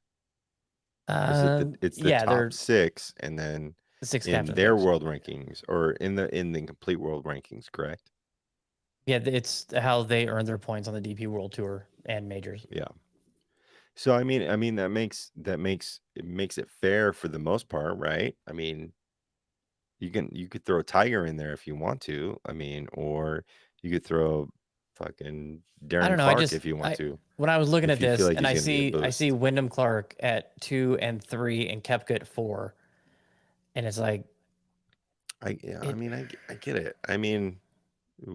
Are you on the like Wyndham Clark's not fitting, or are you on the Koepka's not fitting side? I'm on. I don't see Wyndham Clark as our second best player for the Ryder Cup. Right. Okay. But do either of you? No, I don't. But he did win a major. And Yeah, of course he did. I'm not discrediting what he's done. No. Do the rankings matter? Whether he's in the top, maybe whether he's 6th or 2nd, doesn't really matter, does it? Yeah, I guess if you look if at he's in the that top way. 6, then yeah. If he's in the top 6, if he's he in. wins a major, sure. But I don't think the ranking, like, we don't really say he's the second best player on the team. No, but if he's 7, I'm not like, whoa, he's 7. I'd be like, that's a good spot, and that's not a guaranteed spot. This You know? goes back to what I was saying about the drama of the majors. Like Wyndham Clark feels like an anomaly. Harmon feels like an anomaly to me. Like they played their lights out that week. Do I feel like they should have won during the time frame and like what was going on in golf at that specific moment in time? No, but they did. So they're rewarded for it. But I mean, it is what it is. Like it's they Wyndham Clark and Harmon feel like anomalies in the major winning situation to me. And that's probably where you're coming from because I don't feel like they were the ones to win, but they did win. So they're awarded for it, you know? Yeah. And I like I said, I'm not crapping on their win. Yeah, they beat everyone else in the field. They beat the strongest field. So I mean, if they're on a hot streak, great. But I guess that just means Europe's gonna win. So bet on Europe. All right, let me look at this. So Brian Harman this year, he's won $8 million. So we'll go back to. We'll start this season only. So Century Champions, because he got in because the way they changed because he didn't win in 2022. Also, Bed said you're drinking the best flavor of Red Bull, Jeremy. What is that flavor? Zoa. That's not a Red Bull. It's not Red Bull. I'm Bed's yeah. seeing things. Whoa. The Rock sent me a sample, so I'm just trying to. All right, so T32 in Hawaii, cut at the Amex. T42 in Phoenix, cut at the Genesis, cut at the Arnold Palmer. 44 at the Players Championship, cut at the Valspar. T17 at Match Play, cut at the Masters. T7 at Heritage, cut at Wells Fargo, cut at the PGA Championship. T29 at the Charles Schwab, cut at the Memorial. T43 at the U.S. Open. Second at the Travelers, 9th at the Rocket Mortgage, 12th at the Genesis, and wins the Open. Yeah. Does that sound anomaly? Like, but I mean, if you take away his Open Championship, right? No. I'm just saying, no, if that wasn't on there, he's not in. no one's talking about him. Yeah, I know. He's outside the top 12. Yeah. I don't know. But did you hear the heartfelt stories after? How he's been trying so fucking hard and like he's been grinding and blah blah blah. I would love the commentators in the majors to really start emphasizing how big of a win this is for the Ryder Cup potential. Huge. If it's a player that is applicable, if it's a European player or an American player that wins, how massive it is that you're almost solidifying your spot on the team. Harmon's a great example of this. Like I feel like we see Wyndham Clark like kind of like in the mix a little more than we do see Brian Harman. Like we see Brian Harman more in the mix on the, whatever, like the 3M Open type of things. Like Brian Harman to win the Open is a huge anomaly. It feels like seems like a great dude. Like I went onto his Instagram page after he won. I was like, he's seems like a good dude. Like he seems like a more deep South Kisner to me. I thought it was hilarious. He's like, I got a new tractor. I'm gonna go mow some grass. Yeah, that's how he's gonna spend his his week. That's the Louis Oosthuizen was... comment right there. That's a deep South Louis Oosthuizen. Underdog. I think some of this could be that this is the first Ryder Cup we've had without Bryson, DJ, Brooks. I mean, obviously he's there. It's gonna be interesting. But I mean, this team, like, if you look at that list, is not. I mean, it's a totally different team. I mean, Colin's not even. What does Colin mark out? He's 11. He's 12. He was in 11, top 3-4 in 2021. Yeah.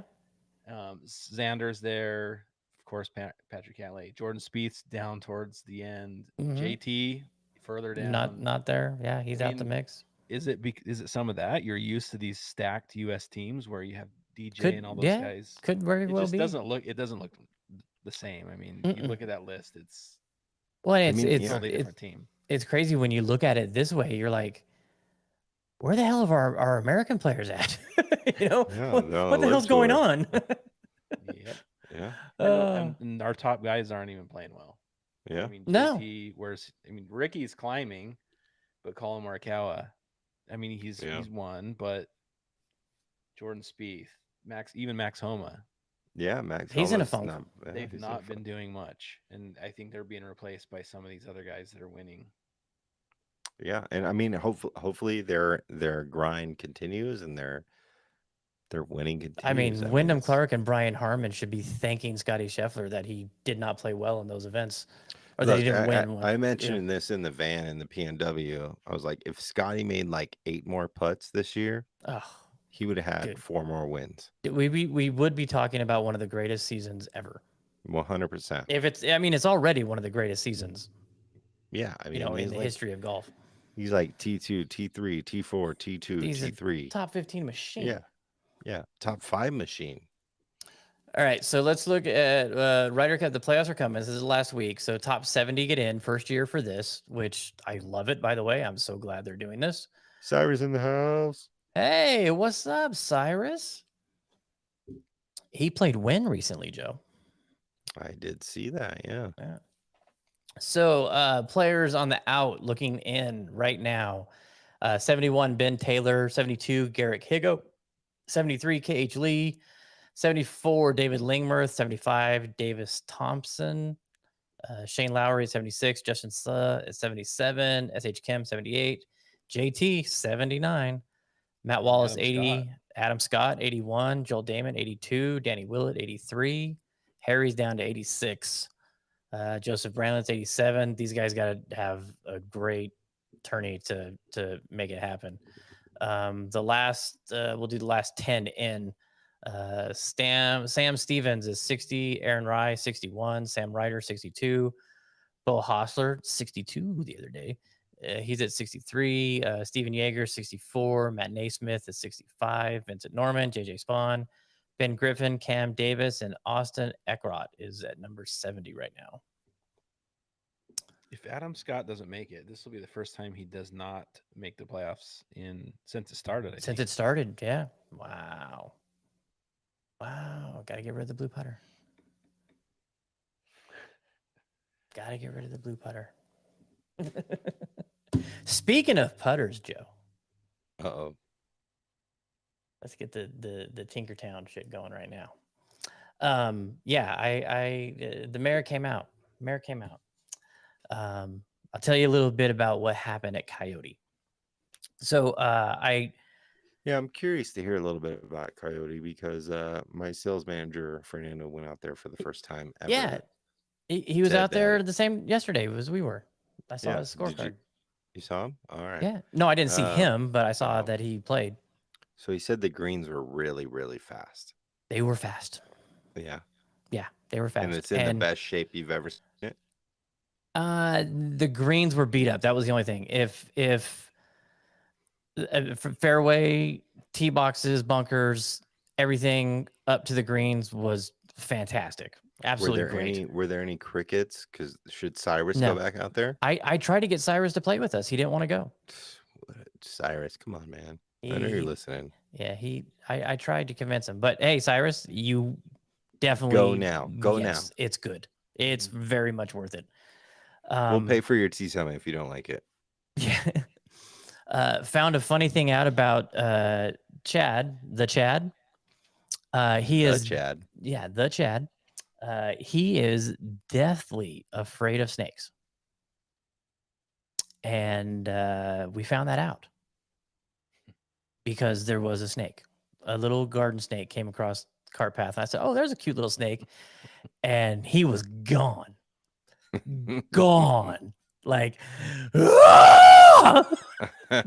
gone. I was dying. I was trying to get it, and he was gone, and then he told me a story why he doesn't like snakes, which totally makes sense. But that was funny.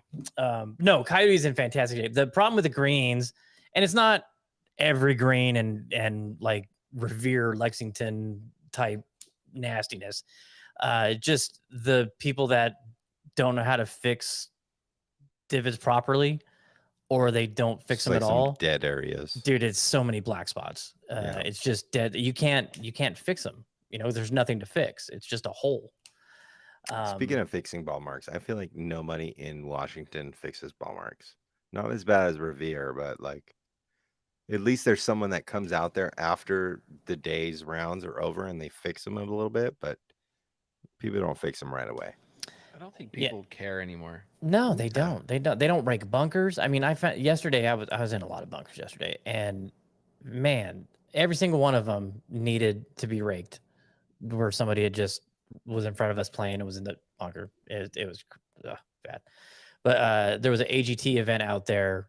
They were behind us, and but all their team markers and the pins were stupid. I mean, just crazy pins. Trey and I both said that, man, there was so many pin locations we'd never seen before. I was telling Jeremy before you hopped on, Joe, that on 9 and 18, it was like almost on the apron on the front edge. Just crazy Mitch's placements. Revenge. Yeah, Mitch's Revenge type pins on some of them. 14 was on the very far back left, which was ridiculous.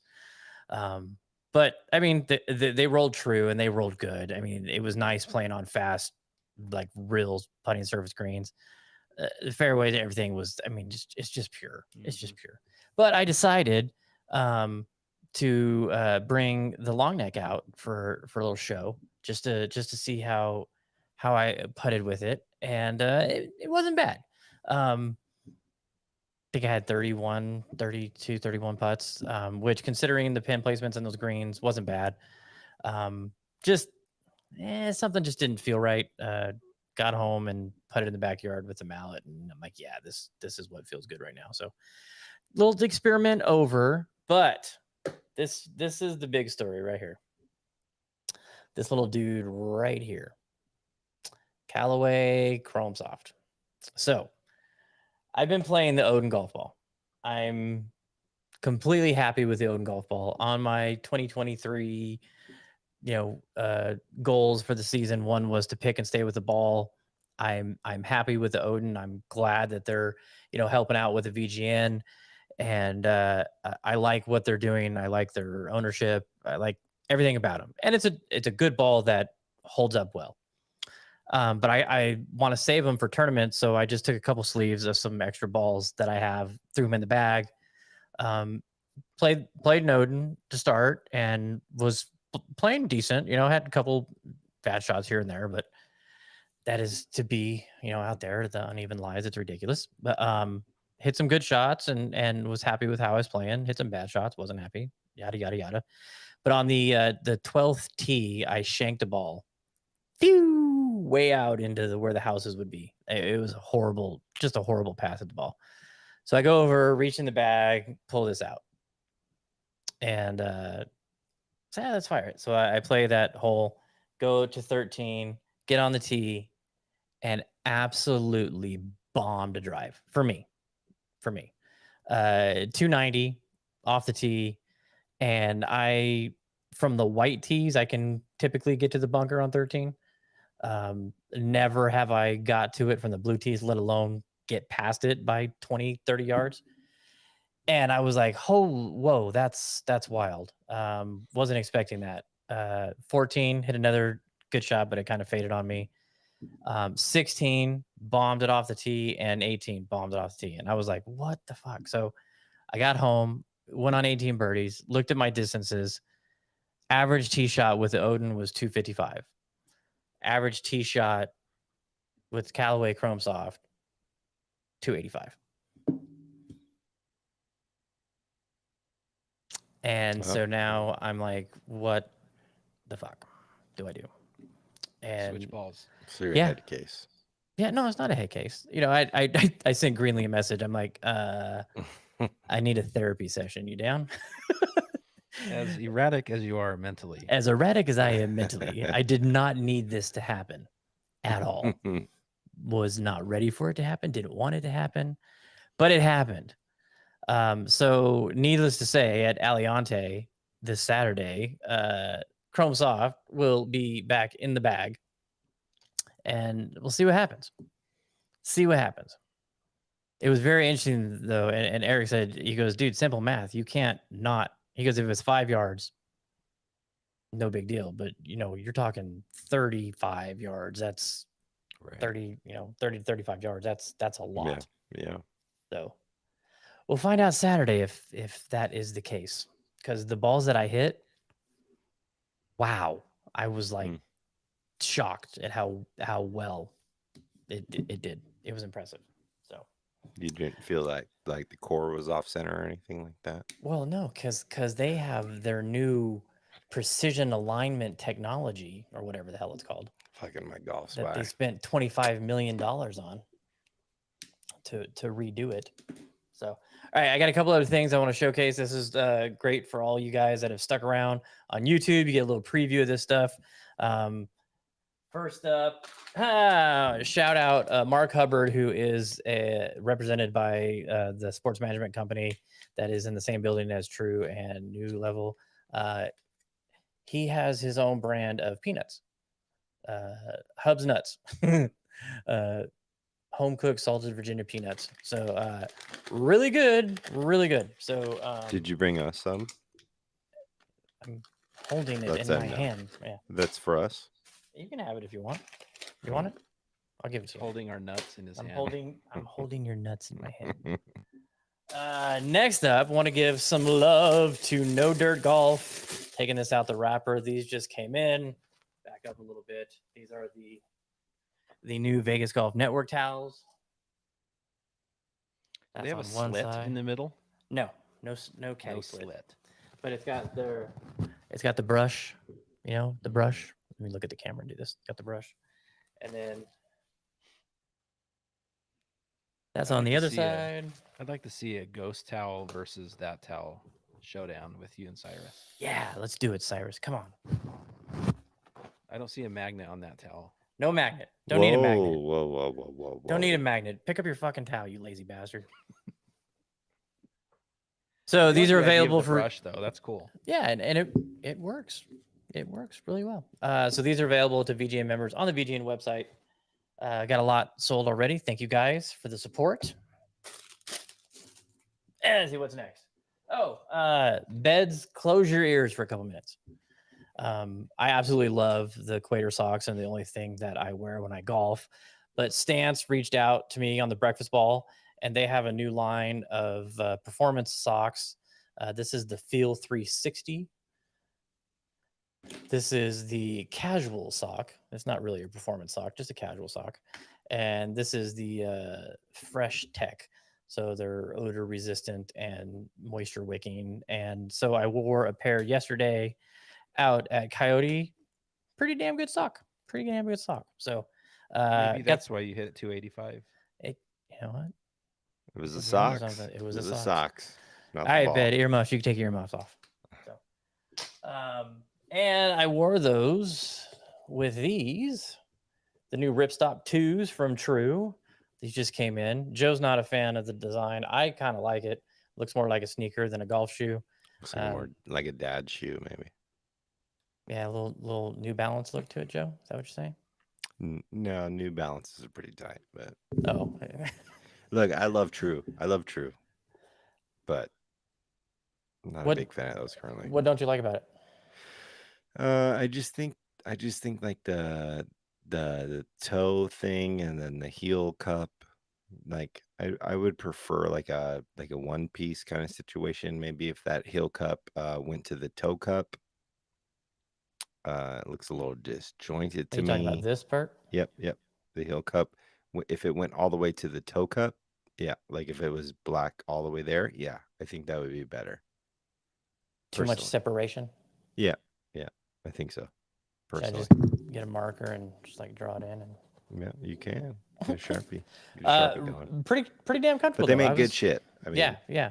These were nice. So shout out to them. I have no doubt those are great golf shoes. And then also got they also sent a pair of their new slides. Yeah. So these How are those? Yeah, they're slides. Yeah. I'm not a I'm not waiting a on huge the flip flops. I'm not a huge flip-flops. Well, I like my open toe slides. I'm a big fan of open toe slides. But I love the design and the look. If that was Interchangeable, gone. interchangeable. What Yeah, are those? that's Toe this. tabs. Yeah, What- this right here. So you can take that and swap it out. There's the dead man right there, so that you can you know, I think you're right. If they were open toed, they'd probably be a little bit better. if they were I think you're right. if they were open to it, have a little breather thing right here, but nothing on this side. And I don't know if it was because it was 115 degrees outside. Oh man, it's probably the best time. But my dogs got a little hot. Yeah. Dogs got a little hot. Those are P&W shoes. 100%. 100%. I think that's all I got for the goodies. Oh, hey, gave some of these out at the event. Some coasters, Vegas Golf Network coasters. All right, that's what I got. All right, so let's go. I did some more spreadsheeting with the our picks and everything. Let's see where we're at with that. Congratulations to everyone that's still on, by the way. Yeah, you guys are Yeah. hanging tough. I appreciate it. It's amazing. All right, so for this, let's see. So the Open Championship. Let's see, where do we go? Here we are. I had Fitzpatrick. He finished 41st.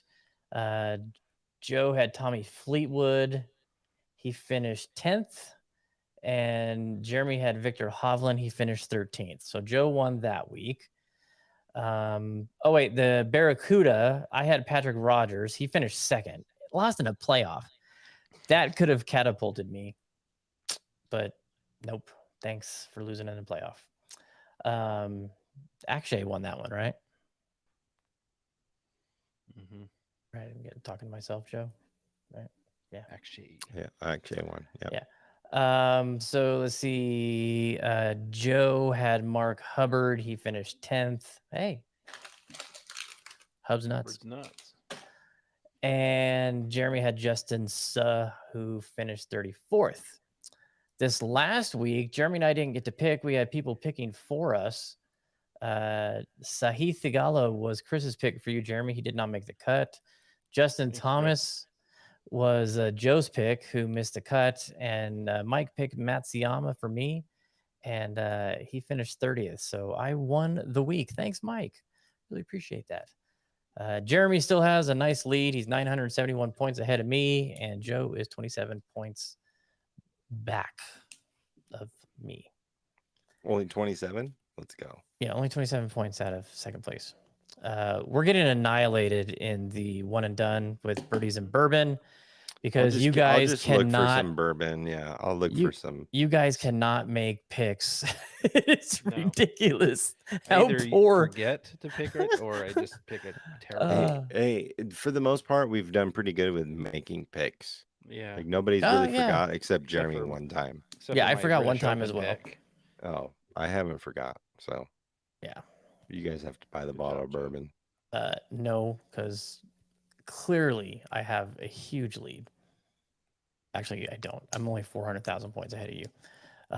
$400,000. Well, But yeah, I'll we keep are going to Corey's. I mean, it's got to be some. It's got to be something. I mean, we're obviously gonna lose. Like it's probably pretty Hey, done. never say never. That's true, but We could go 1-2 in the Wyndham, and But I think the bet was that we have to get a like local kind of like store pick kind of bourbon for them. So I'll keep my eyes out when I go to Corey's all right, keep your eyes out. because I know they've had some things. All right, so the Wyndham. Joe, you ready for the odds? If you give me 30 seconds, yeah, maybe 20. Maybe 20. All I right, had so, it up 20 seconds ago. But we covered the we started playoffs. talking We about covered the putters Ryder and Cup. shit. Oh, hey, Rio Seiko. We got a 2-man event. We need 2 players. If anybody is listening and wants to play Rio Seiko on the 13th, we need 2 players. It's a 2-man event, 2-man best ball.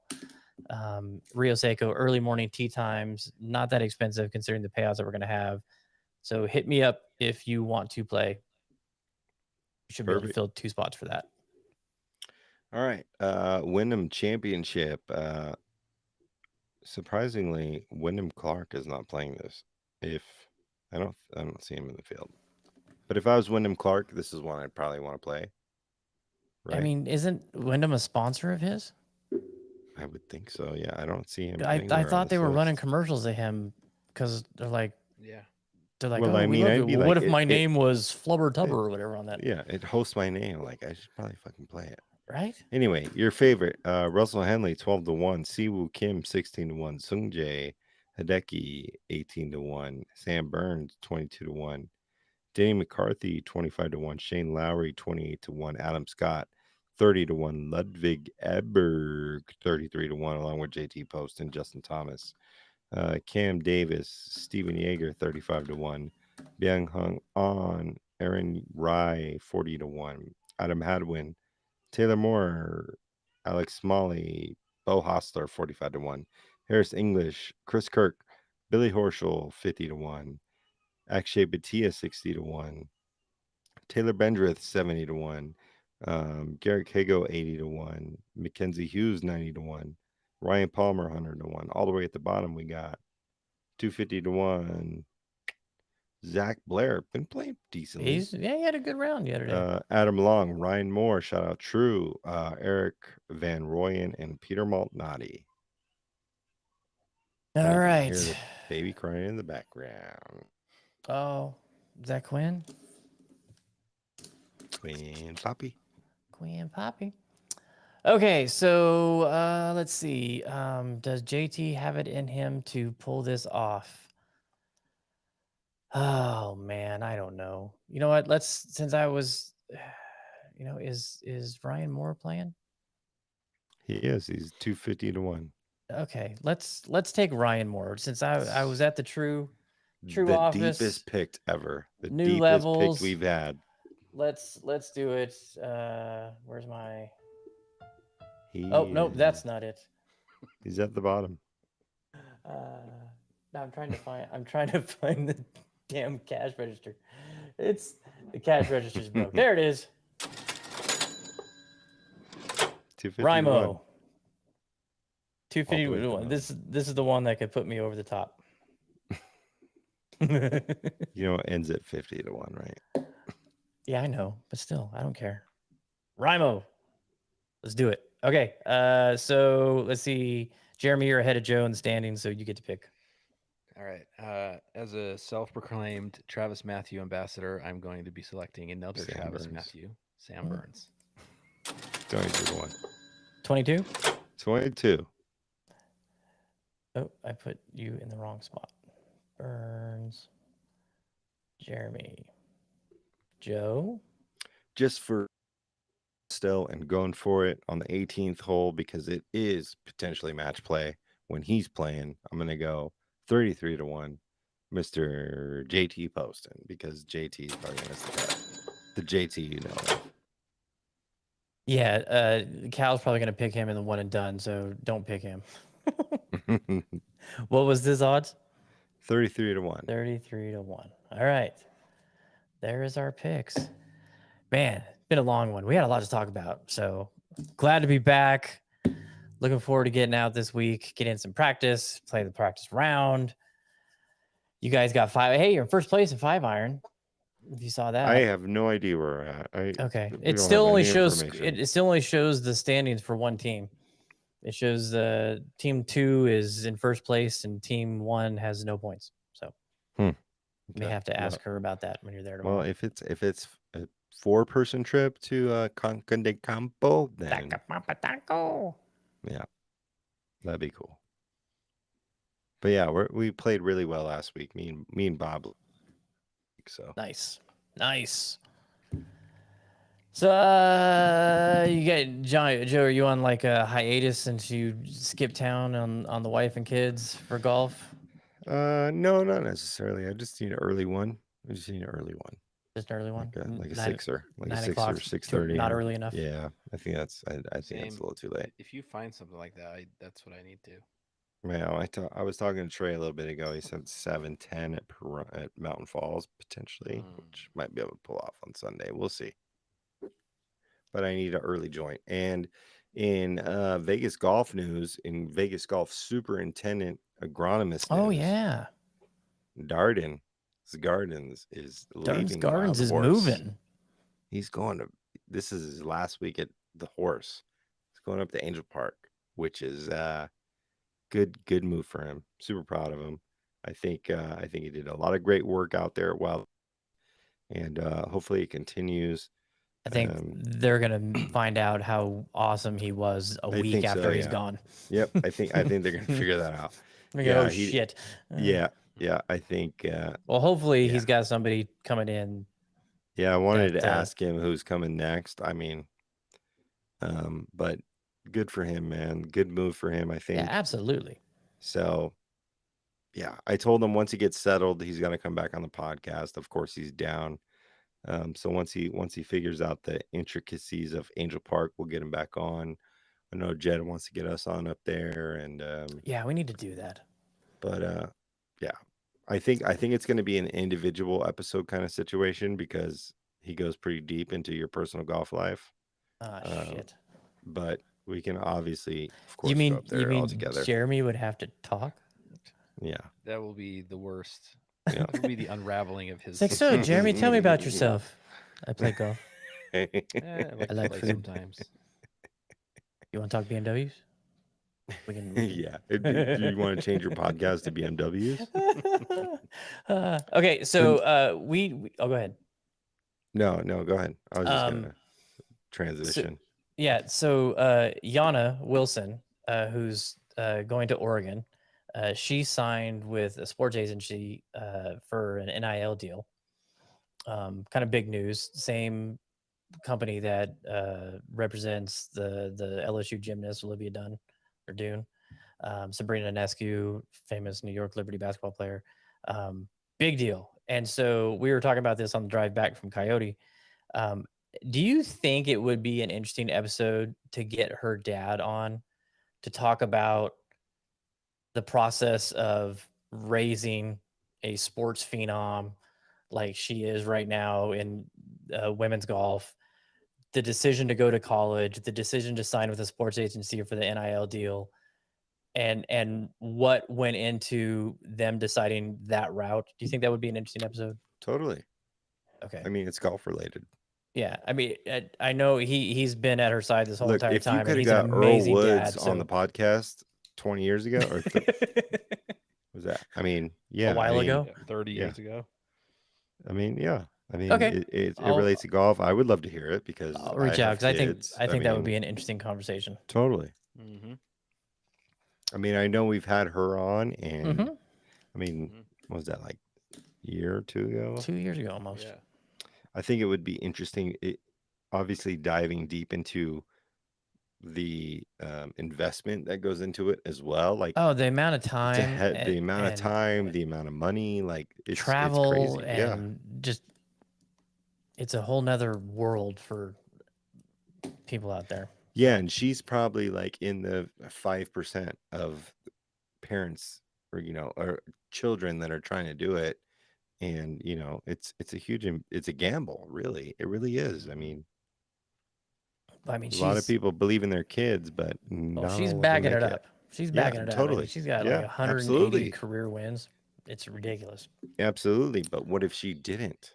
Oh, You I know, know. like- And that's the other thing. Those parents that are doing it that they're not making Right. it. That's what I'm saying.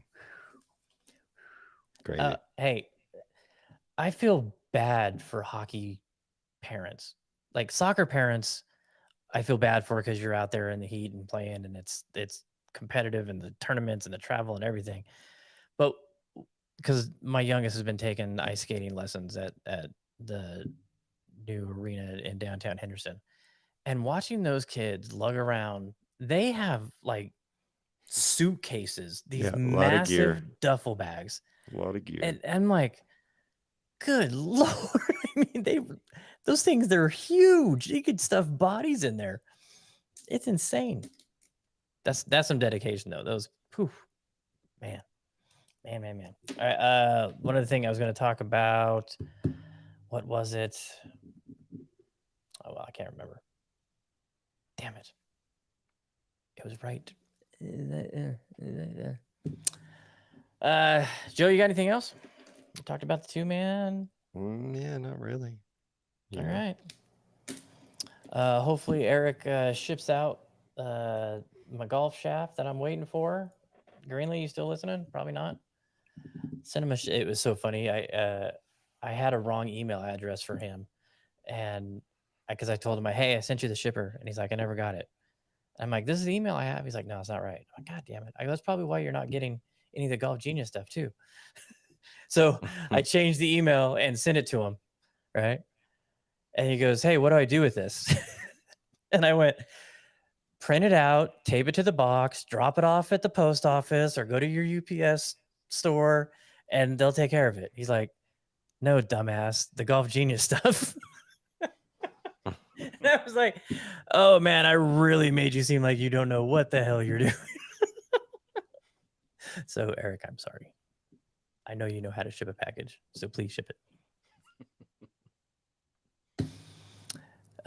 Yeah, and I think that's it. So there's a really good chance that I take this gift card that I still have from winning the VGN championship last year, and stock You up on held some on of to yours these. for a year or two. Well, I just don't know what to spend it on yet. I was seriously going to use it to maybe get a Gen 6 driver, but the person I was ordering it from, I guess he's busy. I don't I know. bought an Amazon gift card with mine to buy Theo's bed. So Nice. There you go. yeah, logical, I guess. Hey, gotta do what you gotta do. All right, Joe. Let's bring it home and ease these people's minds. Yeah, thanks for tuning in to probably the second or third longest Chasing Daylight podcast episode Pushing in 2 history. hours. Wow. Um, I gotta go to bed. yeah, me too. But yeah, it was a long week. Obviously, these guys had a break last week. I did not. So thanks for tuning in. Obviously, tell your friends, tell your family. We're live on YouTube every week now at 8:30 p.m. Pacific Standard Time. So if you're in the East Coast, you're probably sleeping, but we're here for you if you're wide awake and having trouble sleeping. So tune in every single week. New podcast comes out on Wednesday mornings, 5 a.m. PST. And we'll see you next week. As always, not going to leave you shorthanded. Dad's back home. I don't know how long for, but he's here. I'm not going anywhere for a while. Brother J-Mart is back from SD, so he's here. Unless Andrew gets in the mid-am. Chopping your ear off. So Yeah. thanks for tuning in. Tell your friends, tell your family, tell your homies. And we just love golf. We'll see you next week. Later. Later.